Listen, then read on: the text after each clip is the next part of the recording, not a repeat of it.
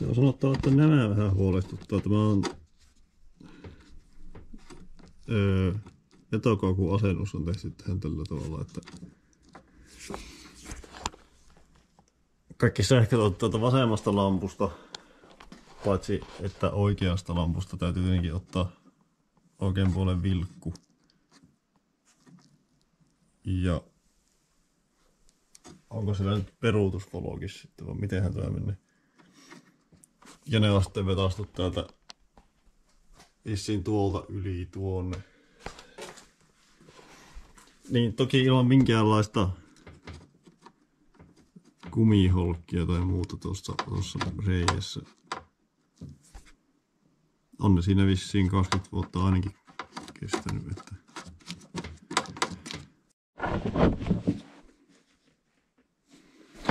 no joo, tänne sisälle olisi tulossa sitten kaiutin.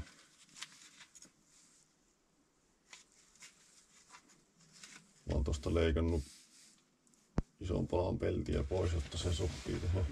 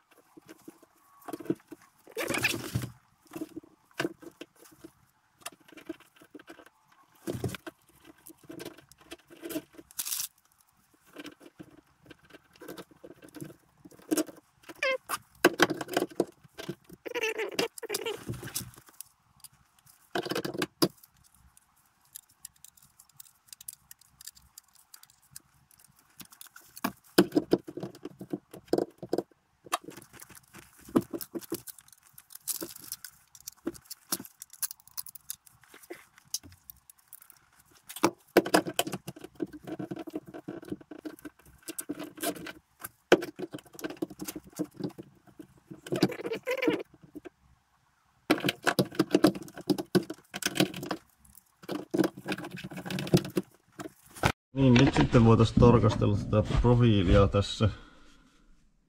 Jos laitetaan tuohon kaiuttujen kohdalle tuo, niin huomataan, että sinne jää alle vähintäänkin tuo vaijeri.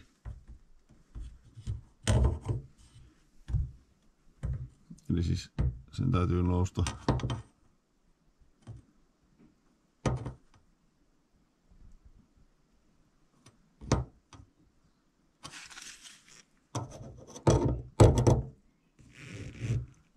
ainakin 2 senttiä tuosta linjasta vielä ylöspäin.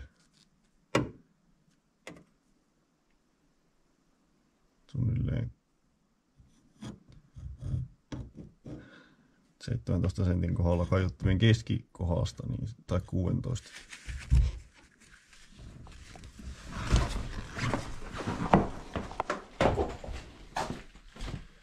Nyt sitten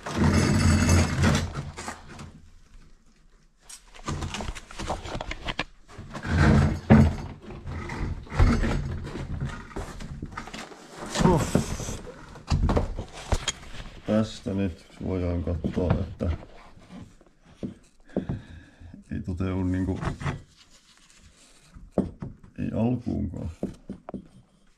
Täällä on tämmönen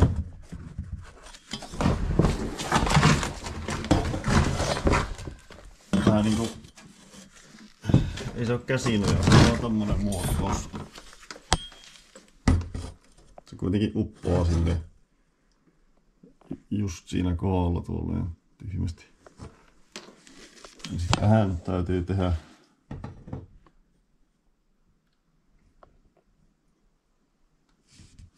tämä kangasosuus voi pysyä tässä kohti, mutta sitten heti tuosta täytyy tehdä semmonen jonkinlainen möykky. Ja sitten se möykky täytyy jatkua. Täytyykö se jatkuu? Voi olla, että sen ei tarvitse jatkuu kuitenkaan. Ja siis tähän semmonen rasia.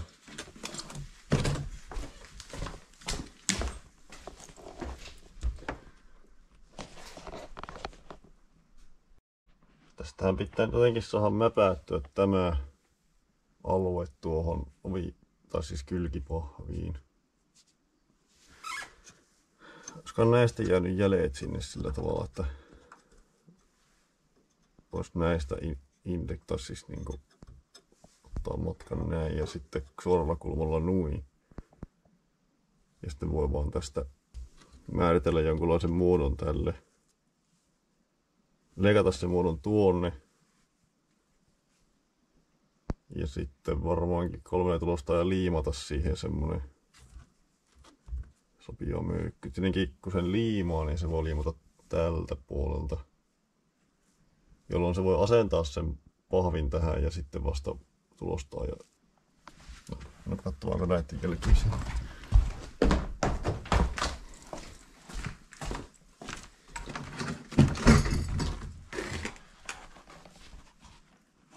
Niin, eihän tulee tämmösiä.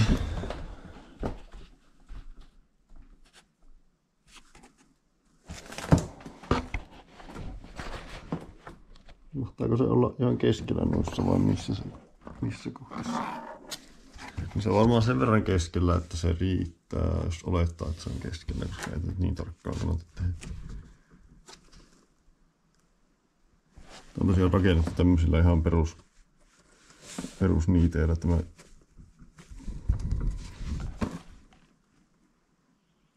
Tossakin on yksi hyvä indeksointikohta. Siihen on painunut tommonen joku pultin kuvio. Oletettavasti täällä on pultti. Se on tämä pultti. Tämä pultin piste on selvästi tarkka piste. Sitten tästä kaiuttimesta näkee tämän, tuossa on tuo tiivisteen tuommoista tummaa jälkeä. Se näyttäisi olevan melko keskellä se kaiutin tässä. Joten tästä voi mitata keskipisteen, siitä on varmasti tarkka. Näistä on vaikea ottaa sitä tarkkaa pistettä. No tässä nyt olisi tämmönen. Siinä on niinku tuonne. Ja sitten tuossa on merkitty vähän niinku se korkeampi alue. Ja tuolla on tuo pultti. Siinä on ikkunaa vasten piirretty peilikuva. Siinä, hetkinen. Niin, porasin tommoset pisteet teijät tuohon noin, niin mä käyn silpomassa tällä tussilla ne sinne paneelin taakse. Ne näyttäis tuolta. Näkyykö ne edes siinä? Kyllä. Tuossa yksi. Tuolla toinen. Nyt se on aika epäselvä jo, mutta tämä viiva tässä on tuo niittauslinja tuossa. Se on siis tommonen korkealla oleva kohta. Niin se linja osuu tähän silleen sopivasti, että se saa olla siinä. Sitten päätin, että siitä sentin alaspäin niin alkaa se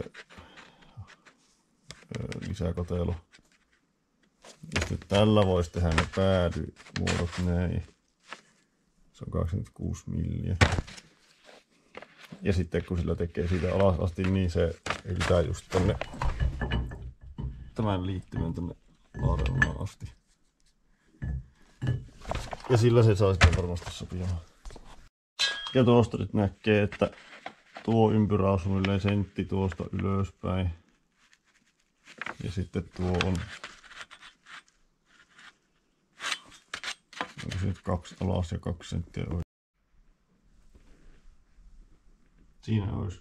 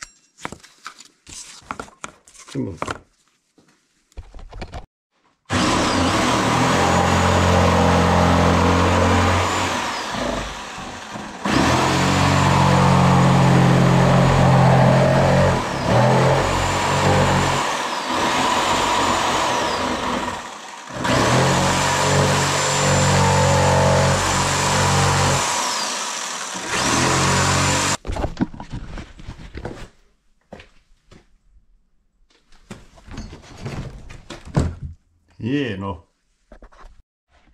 Nythän tässä sitten vaan puuttuu semmonen, että ennen kuin tuon kylkipahvi voi ottaa kiinni, että kaikki nämä kaapelit pitäisi päättää jonnekin joko pysyvästi tai tilapäisesti pysyvä Westeninkin projekti ja nopeammin eteenpäin sitten vähän myöhemmin, kun niitä sitten jatkaa siitä. Niin tähän varmaan tulisi sitten joku laatikko. Tämä on ehkä vähän pieni, jos haluaa hyödyntää tämän koko kolon tästä. Tämä päättyy CCS-kontaktoreihin. Ja niistä jatkaa sitten eteenpäin sulakkeen kautta tänne akustolle. Ja sitten tuossa on signaalit. Tämähän suuri osa näistä tulee CCS-ohjaimeen. Sillä pitäisi myös olla paikka. Sen paikka nyt voisi olla täälläkin. Tai sitten täällä. Se on semmonen pieni boksi itsessään. Sitten tässä on tämä vaihtosähkö sitten vielä.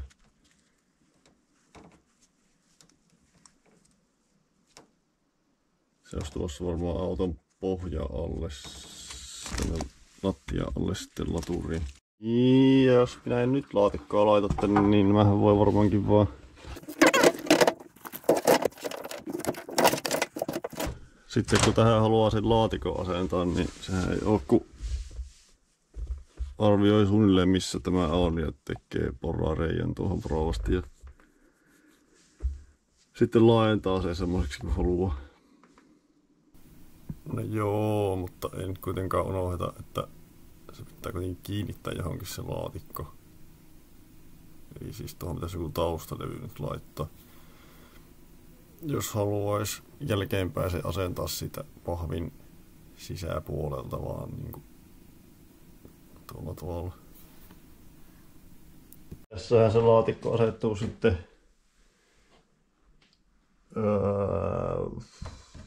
tässä on nämä syvennykset, niin käsinoja ja sitten tämmönen alempi juttu tähän kohti suunnilleen. Se hankalaa tuon koristella tuommoinen reuna, mutta se voi sitten jotenkin tehdä. Täällä on tosiaan oli tämmönen tasku joskus, mutta mä oon ottanut sen pois, koska tähän piti tehdä tilaa tuolle akustolle. Niin siinä on vähän projekti ollut kesken muutenkin.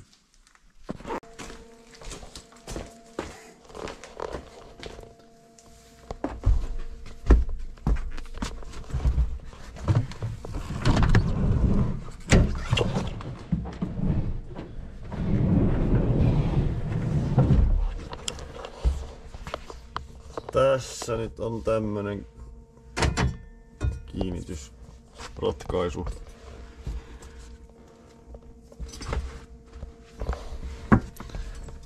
Tässä vaan päättää, että tulisiko se sittenkin tänne. Tässä taitaa näissä niin kaapelivittu, että se riittää kyllä.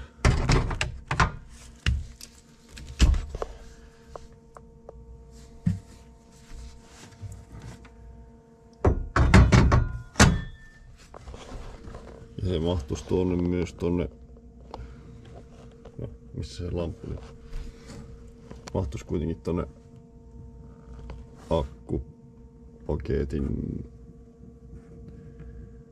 niin, no siis kansia pitäisi kuitenkin saada auki, vaikka se olisikin tuolla, siis tämän laatikon kansi. Ja kun täällä on nämä kiinnikkeet, niin eihän sitä saa sitten auki, sillä sitten joku custom kansi. Näyttäisi taistelevan tilasta tuon vesijäähdytyksen kanssa tuo. Sen tuonne laittaa.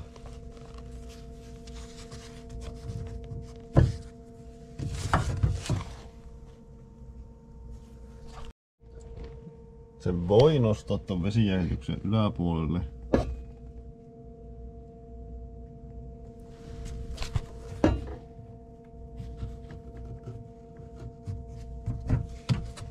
mutta sitten se tulee ulos noin paljon.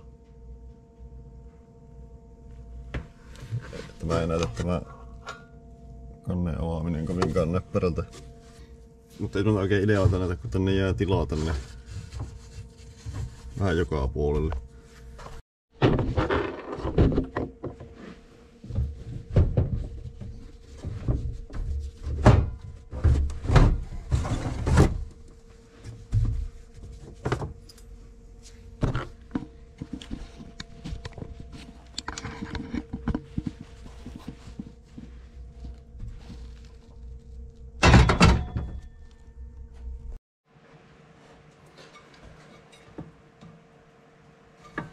Tämä nyt pitäisi saada kiinni näihin sillä tavalla, että tänne ei tulisi mitään isoja möykkyjä, koska tässä on se ulkopelti tässä ihan pari millin päässä täältä. Ja se ei saa sämistä sinne. Joten me varmaankin kiinnitän tämän pop-niiteillä näihin. Tämä irrotetaan niin näiden peltien kanssa sieltä. Jos tarvii irrottaa. Tässä on tämmönen niitti. Jos tämän kokkelee tänne reikään. Näin, se on just oikein kokoinen. Ja syöhtää kokonaan sinne. Mutta jos mä niittän takapuolelta tällaisen tuohon reikään, niin se tarkoittaa sitä, että sisäpuolelle ei tule johtavaa metallia tuonne.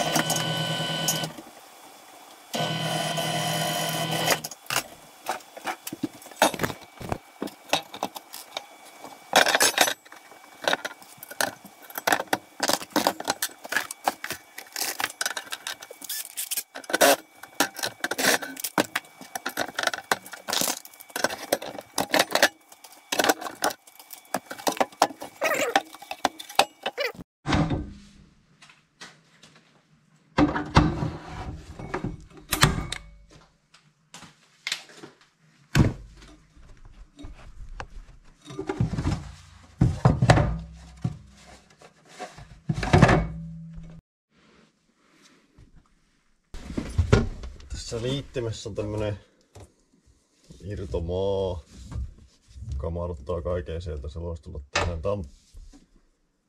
Tässä on varmaan tämä turvavyö, mikä tästä autosta on poistettu, niin sitä ei tarvitse mihinkään.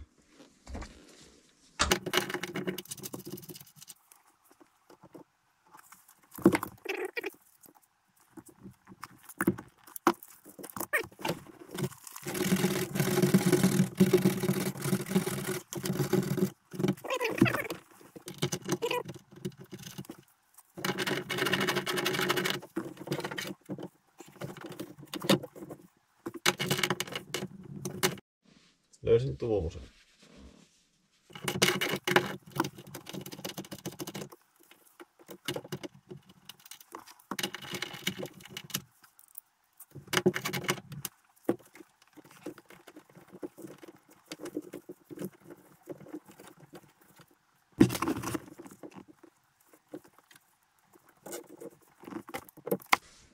Tässä on läpivientiä. Noo sisään ja sitten jostakin näille sitten jatko täältä. Ja sitten pitäisi päättää, että tuleeko tänne joskus jotakin muutakin vielä. Niin, tämä tässä on tämän auton aurinkopaneelin johto.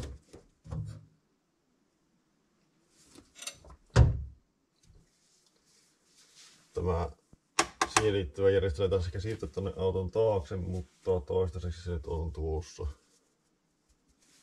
Mutta tämä johto on tuossa paikassa. Jos hyvä pojottaa tätä alaa kautta, niin nyt siirrämme sen sinne.